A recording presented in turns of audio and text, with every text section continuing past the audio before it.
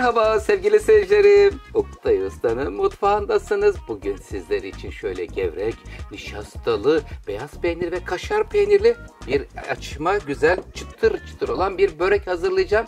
Kıymetli seyircilerim, su, süt, yağ, yumurta, tereyağı ve içinde birazcık yarım paket kabartma tozu ve tuzu olan bir hamur, beyaz peynir, kaşar peyniri, pul biberle birlikte lezzetlendirilmiş çıtırdayan bir börek için hazır mısınız? Buyurun, bismillah diyor ve başlıyoruz.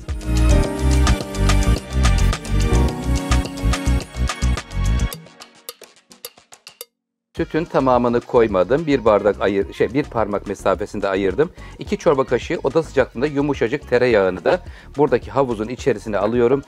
Sevgimizi katıyoruz, besmelemizi çekiyoruz. Bismillahirrahmanirrahim. Yiyenlere şifa olsun diyoruz. Güzel demlenmiş çayla birlikte çay saatlerinizin vazgeçilmezi olacak. Çocuklarınızın beslenmesine de koyabileceğiniz bir gevrek börek oluyor sizler için. Kulak memesi yumuşaklığında bir hamur hazırlıyorum.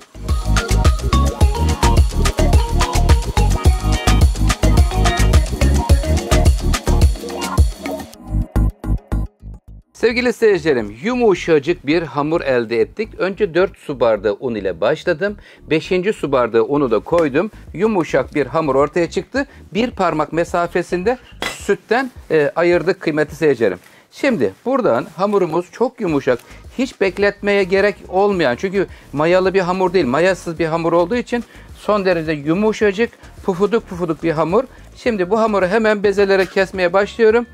Kaç bezeye kesebilirsek buradan 20-25 tane kadar olursa iyi olur. Ne kadar çok küçük olursa o kadar katman sayısı ve çıtırtısı fazla olacaktır. Bezelere kesiyorum.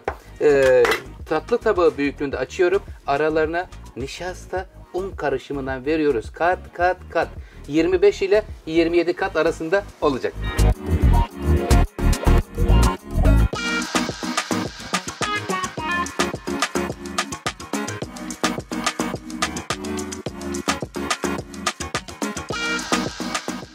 Sevgili seyircilerim, 26 bezeye böldük.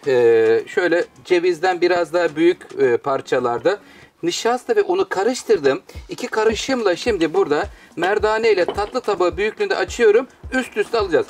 26 kat bir anda tek seferde açılacak. İşimiz de kolay olacak. Hiçbir zorluğu yok. Hamuru hazırlıyoruz. Hiç beklemeden, hiç bekletme, dinlendirme bir şey yapmadan hamurumuzu açmaya başlıyoruz. Bakın şu şekilde açıyoruz. Kıymetli seyircilerim, hamurlar böyle bu büyüklükte açılıyor ve direkt şuraya biraz un ve nişasta karışımından serpiyorum. Araları böyle nişastalı olacak. Üst üste 26 kat olacak. Çıtır çıtır gevrek bir börek hazırlıyorum sizler için.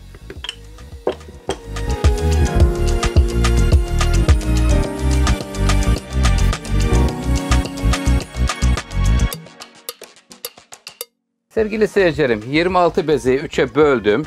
Aralarına un ve nişasta serperekten şöyle bir bastırıyorum. Sonra bu üçlüyü bir araya alacağız. Yine arasına un ve nişasta karışımından mutlaka serpiyoruz. Çünkü gevrek olabilmesi için kat aralarının nişastalı ve unlu olması gerekiyor.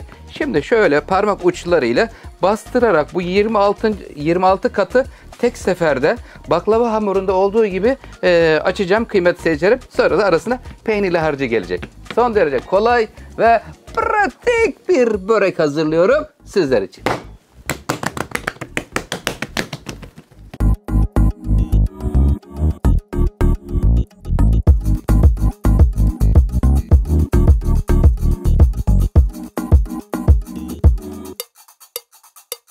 Sevgili seyircilerim, 26 kattan hamurumuzu merdane yardımı ile 65 santim uzunluğunda, 35-40 santimde eninde güzelce açtım. İncecik açtıktan sonra beyaz peynir ve kaşar peynir rendeledim üzerine. Bakın şu noktaya özellikle hiçbir malzeme koymadım. Şurasını, çünkü hamurun yapıştığı yere birazcık şöyle fırçayla su sürüyorum kaynaşması için.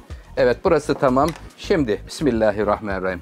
Getiriyorum. Sevgiyle şuradaki peynirin üzerine hamuru getirip kapatıyorum kıymetli seyircilerim. Şimdi burada düzgünce, böyle çok aşırı sıkmadan ama gevşek de bırakmadan bir rulo yapacağız.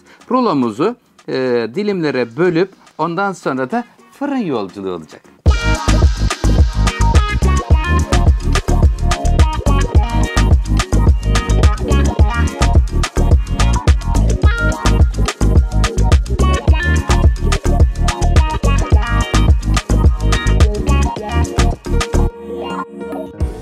Sevgili seyircilerim, peynirli, gevrek böreğimizi dilimlere kesiyoruz. Kestikten sonra yağlı kağıt serilmiş olan fırın tepsisini alıyorum. Ölçümüzden bir tepsi çıkıyor kıymetli seyircilerim. Evet, şunu da alalım şöyle. Sen de böyle gel canım. Tamam. Bir tepsi çıktı. Buranın üzerine yumurta falan bir şey sürmeyeceğiz. Ondan dolayı sadece üzerine un eliyoruz. Böyle beyaz bir dokusu olsun istiyorum üzerinde. Sadece hamurun üzerine denk getirmemizde fayda var kıymetli seyircilerim. 170 derecelik ısıtılmış fırında pişireceğiz. Böyle alt üst pişirme ayarında ağırdan yavaş yavaş sevgiyle pişiyor efendim. Bakın gidiyor fırına. Hazır mısınız? Subhanallah. Şu güzelliğe bakın. Öyle güzel oldu ki pişme süresini fırından çıktıktan sonra sizlerle paylaşacağım. İçi beyaz peynirli ve kaşar peynirli. Canım, hazır mısın? 170 derece fırının orta katın bir altında. Ağırdan pişiyor gevrek böreğimiz kıymetli seyircilerim. Sizlerden de ricam, lütfen beğeni butonuna basmayı unutmayın. Kanalıma abone olup yorum atarsanız çok sevinirim, ama bildirim zilini lütfen açın. Oktoyus da her an böyle canlı yayınlar açabiliyor kıymetli seyircilerim.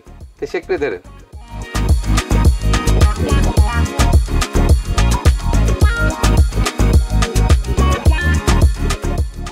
Sevgili seyircilerim, fırınımızdan güzel kokular geliyor.